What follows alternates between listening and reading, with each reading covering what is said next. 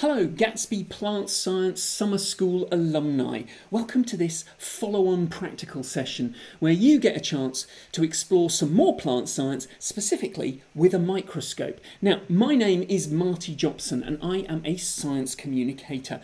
I started my scientific journey though doing a PhD in plant cell biology, much of which was spent peering down a microscope.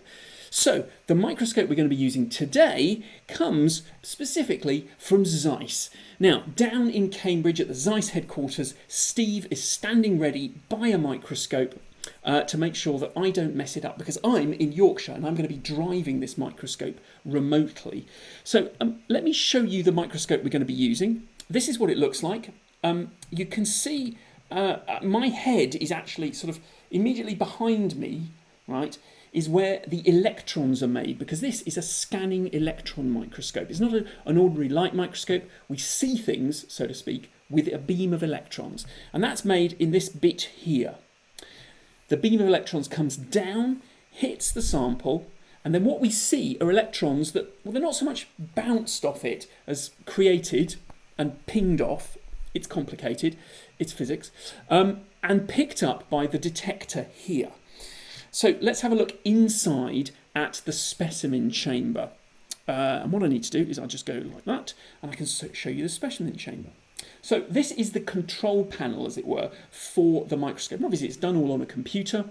Immediately below me are a whole bunch of buttons and things I can adjust so that we can see things. But this picture over there is the view inside the specimen chamber. The beam of electrons comes straight down the middle, out of this sort of metal nozzle here, and will be hitting the specimen here. And we'll be picking up electrons. Actually, what happens is the electrons from the beam interact with the electrons on the surface of the specimen and cause other electrons to fly off. So it's not quite a straight reflection. It's, as I say, it's complicated.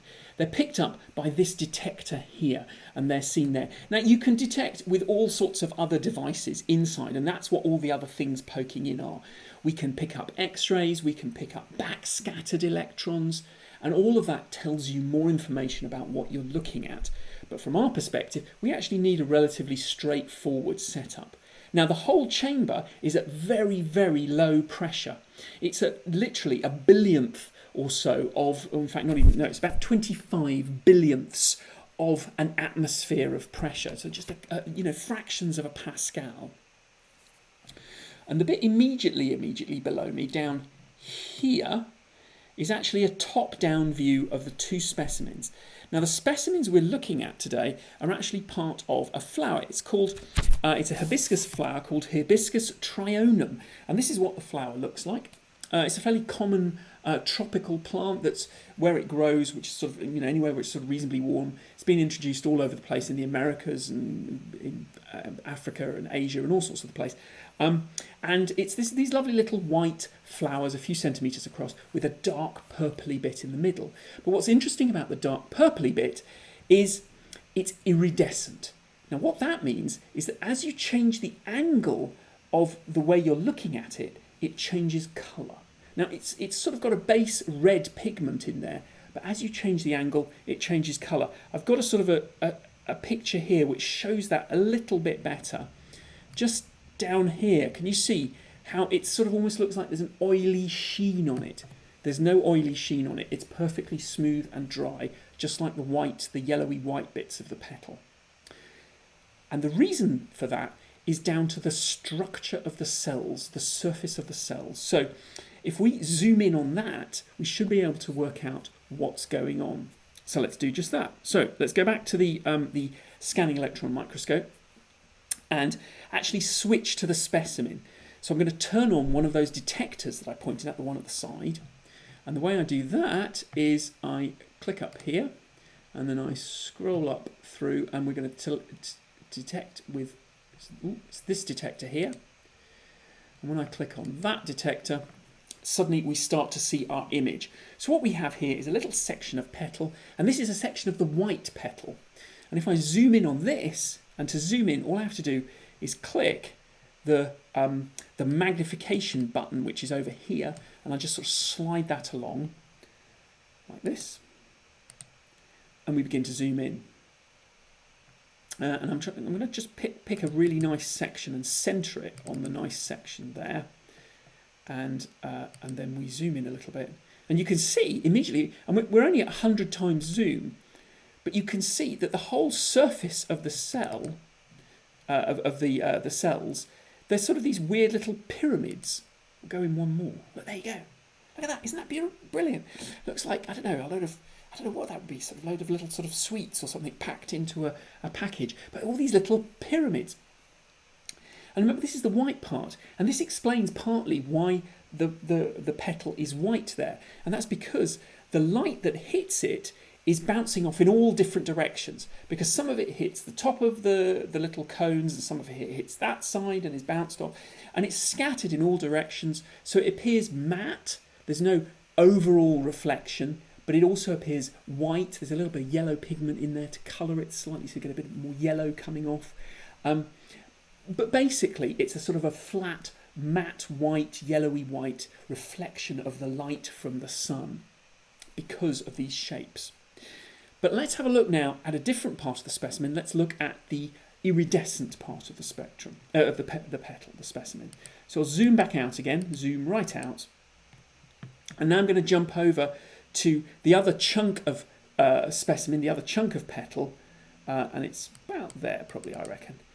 And again, the stage is shifting. We're moving the microscope stage until we get to a better section. And this section looks completely different. This section of the petal has got almost like a snake skin-like appearance. Let's zoom in on this. And I'm going to zoom in again. And I'm going to try and find a nice... Oops, I zoomed in too far. I'm zooming in way too far. Getting myself in a tangle. Right. Let's go across a little bit, because that section is not quite the nicest. Down here's good. Let's go in on that cell there, so we say. And again, I'm just looking for an area that I think might be quite interesting and then zooming in on that area. So we'll zoom in on this bit here. And as we zoom in, you can see that the surface of these cells, they're quite flat. They're not conical, so they won't be reflecting the light all in different directions. And as you get really in tight, you can see that they're actually covered in rows of ridges that run along the cells, and they just keep going. So imagine if you look here, here is one cell here, okay, that extends down to here, right? But these ridges run from one cell all the way across to the next cell. So the ridges carry on from cell to cell to cell along the whole thing.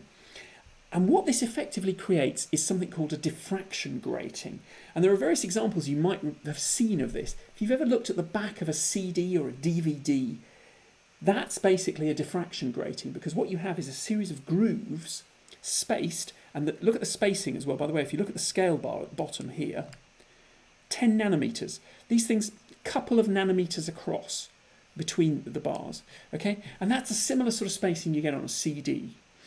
And when you look at a CD, what you see is iridescence, colours, and as you move the CD, the colours change. That's exactly what's happening here.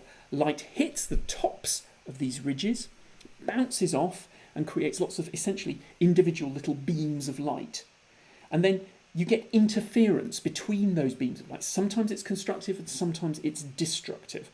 Where it's constructive, you get an increase in the intensity of light. And when it's destructive, it removes the light, it goes black. Okay, and whether it's constructive or destructive interference depends on the wavelength of light and the angle you're looking at. And based on those two things, as you move the specimen, as you look at the bit of hibiscus petal, you see different colours, and you'll see all the colours of the rainbow as they're all interacting with this surface structure. Again, what you see has not necessarily to do with the pigment, but to do with the structural colour. So only by looking in deep like this do you get to see the sort of the nuggets and some of the interesting stuff. I'm going to just pop out a little bit on this, because I think whilst you can see them quite nicely if you zoom out, I think it's nice to see sort of a few cells, and you can see how these ridges just stretch on and on and on and on across multiple cells without stopping, creating this diffraction grating. Now you might ask yourself, why does the plant do this? Why does it have this iridescent pattern? And There's all sorts of reasons that you could think of, but probably what this has to do with is attracting a pollinator. I mean, after all, that's why plant flowers are coloured in the first place. Well, they're trying to attract a pollinator, and these flowers in particular, the Hibiscus trionum, is sometimes called the flower an hour plant, because it only has open flowers for a couple of hours. The flower opens, lasts for a few hours and shuts. So it's only got a few hours to do its job and be pollinated. So it's really got to draw in insects.